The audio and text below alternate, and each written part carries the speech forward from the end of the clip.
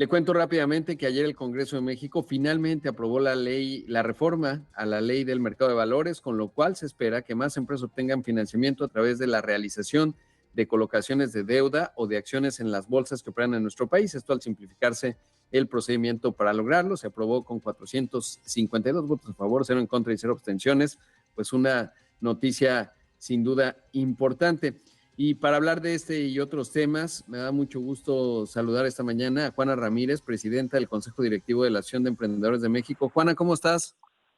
Rodrigo, muy bien, muchas gracias. ¿Tú? Muy bien. Oye, pues veo que además tú te tuviste una fractura en el pie y ahora estás en reposo obligado y con muchas reflexiones. Y bueno, pues te mando un abrazo también por ello, porque no está sencillo, sobre todo alguien tan activa como tú, pues estar en una situación así, pero bueno, ya veo que te sirve para la reflexión. Así es, de todo aprendemos cosas y serán unos cortos días. Sí. Oye, Juana, ustedes hicieron, ahorita hablamos de la ley del mercado de valores, a ver qué te parece, pero tiene un documento que tiene que ver con esto, que se llama la radiografía del emprendimiento en México. Tiene datos muy interesantes. Por ejemplo, justo en la parte de fuentes de financiamiento, evidentemente el funcionamiento en los primeros 3 años, el 86% lo hicieron con recursos de los socios, el 27% después con las utilidades, las ventas, y luego un 23% básicamente con amigos y familiares. Y cuando voy a los fondos de inversión, capital de riesgo, pues solo el 2.6%, ni hablar, digamos, de los mercados. No se ve ni en los que después de 3 años de financiamiento, es decir, de 3 años de funcionamiento, perdón. Pues se vuelve importante, ¿no? Porque finalmente vemos que no ocurre que las pequeñas empresas, las medianas, pues puedan acceder al mercado de capitales. Así es, Rodrigo.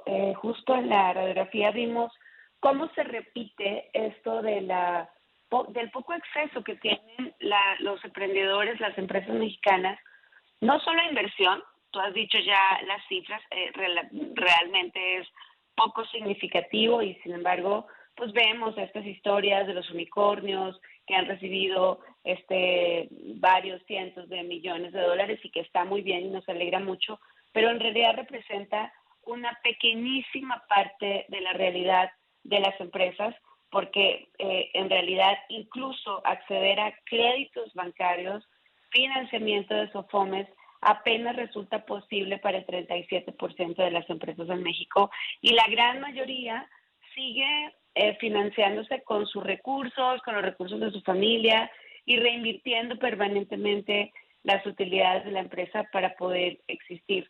Lo que nos vuelve a contar que emprender en México pues es un acto de enorme fe, credibilidad y amor por el país, porque fácil no la tienen los emprendedores. Claro. Oye, ¿y cómo ves esto que se aprobó en esta ley del mercado de valores? ¿Crees que hará la diferencia o digamos, estamos pensando en empresas más medianas que Sí, pequeñas, digamos, y que se conviertan en un factor para el emprendimiento? ¿Cómo la ves? sí, definitivamente. Mira, recuerda que más del 95% de las empresas en México son micro, pequeñas y medianas empresas y la mayoría de ellas no califica para acceder a este tipo de recursos y tampoco, lamentablemente, para tener el interés incluso de los inversionistas ángel en los primeros años. Eso también se ve en la diferencia que existe entre la inversión en empresas fundadas por hombres y la inversión diminuta de menos del 2% de empresas lideradas por mujeres. Entonces, tenemos retos muy grandes para hacer de las empresas en México empresas más competitivas, de manera que también participen en este mercado de valores y por tanto tengan la posibilidad de ser más escalables y más competitivas.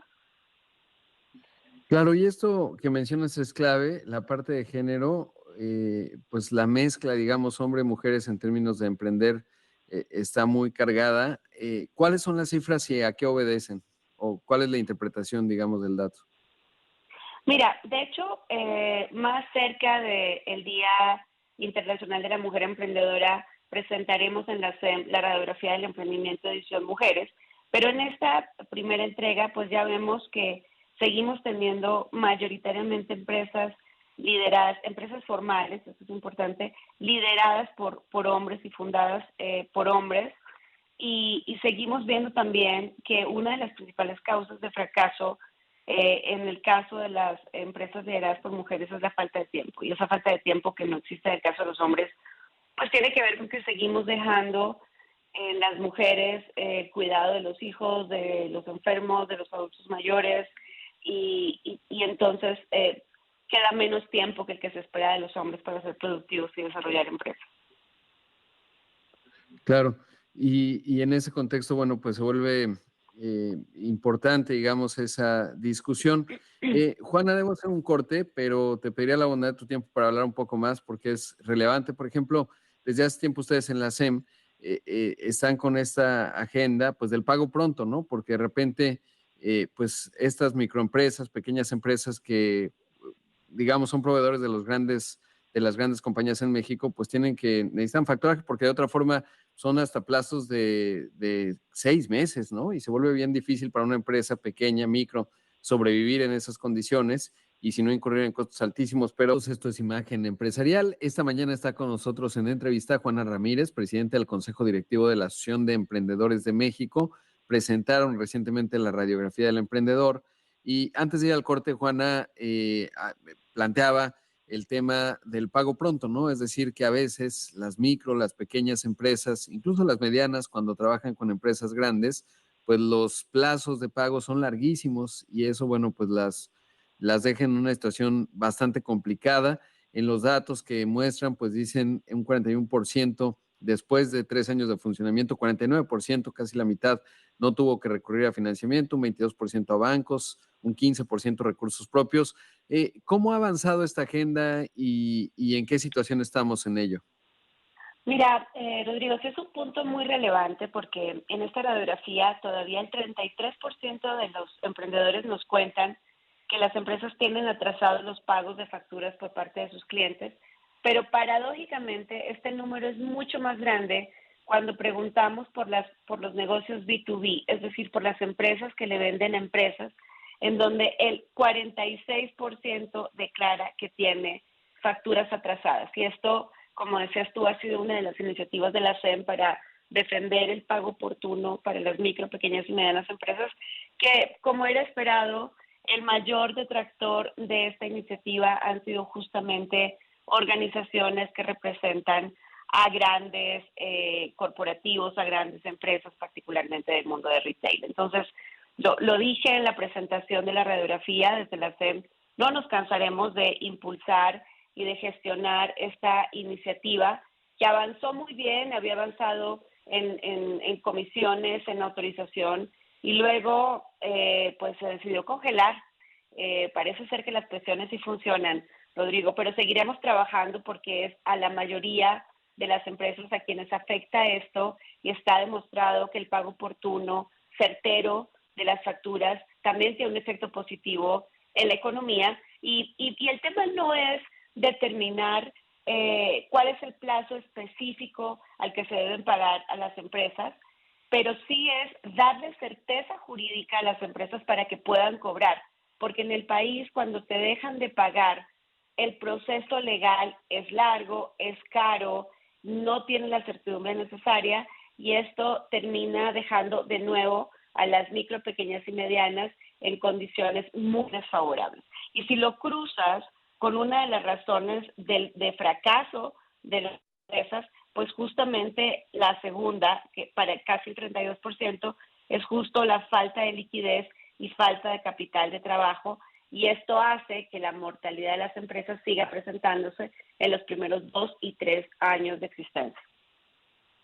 Claro, sí es un tema importante y bueno, más allá de lo que vaya avanzando, que ojalá se logre, como dices, bueno, pues es un panorama complicado el político y las presiones que hay, pero pues las empresas grandes que a veces uno las escucha y te dicen, lo han dicho aquí en entrevista algunos, y lo comentan siempre, pues necesitamos más proveeduría local, siempre se habla de cómo las oportunidades que genera el TEMEC y que ahora tiene capítulos centrados en las pequeñas empresas, pero realmente pues hay mucha misión, digamos, y desarrollo que pueden hacer de proveedores con el pago pronto, ¿no? Con eso, eso ayudaría bastante más allá de hablar de que sí, por supuesto, también es importante la banca de desarrollo que puede jugar ahí un papel, pero sí que creo que es un tema que no hay que quitar el dedo del renglón porque pues a veces en el ESG, ¿no? Se suena muy bonito y la gobernanza y tal, pero vaya que algo tan simple, bueno, relativamente simple desde un punto de vista administrativo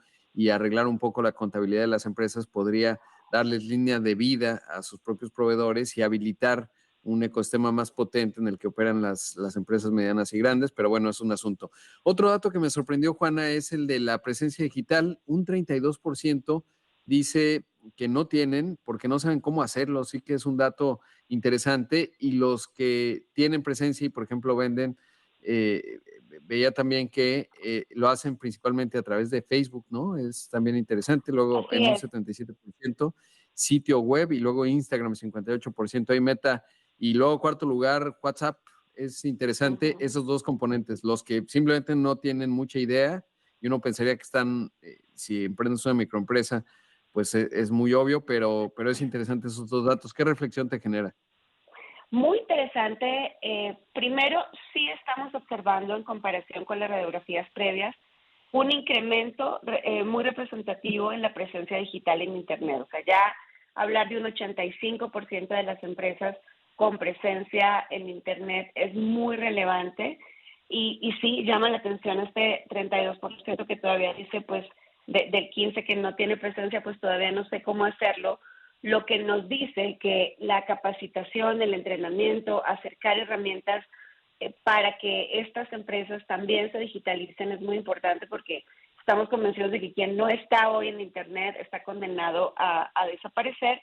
Y sí, la preponderancia de las redes de Meta en la comercialización y apoyo a las empresas es muy interesante. Nosotros en ASEM llevamos varios años trabajando con Meta, entre otras cosas, en una iniciativa que se llamó Viernes de WhatsApp y también trabajando con Facebook, literalmente entrenando a los emprendedores en convertirse en expertos en el uso de estas tecnologías para potenciar la comercialización, la promoción, la prospección de clientes y parece ser que el impacto sigue siendo muy significativo. Entonces hay que seguir trabajando en capacitación, acercando herramientas a los emprendedores y fortaleciendo estos canales.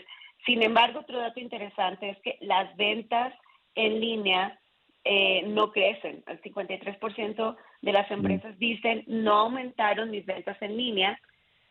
Creemos que un poco todavía estamos con la resaca de la pandemia, en donde se dispararon las ventas en línea por el confinamiento y que cuando pudimos de nuevo abrirnos a la vida de los puntos de venta, etcétera, Claro, evidentemente disminuyó. Pero claro, todavía tenemos allí una oportunidad para fortalecer el vaya, e-commerce, que sigue siendo una gran oportunidad para claro. los grandes conglomerados, pero en el que las pequeñas todavía tienen un rezago. Juana Ramírez, presidenta del Consejo Directivo de la SEM, te agradezco mucho la entrevista, pronta recuperación y te mando un abrazo. Gracias, Rodrigo. Gracias por estar siempre disponible para platicar de los temas de los emprendedores.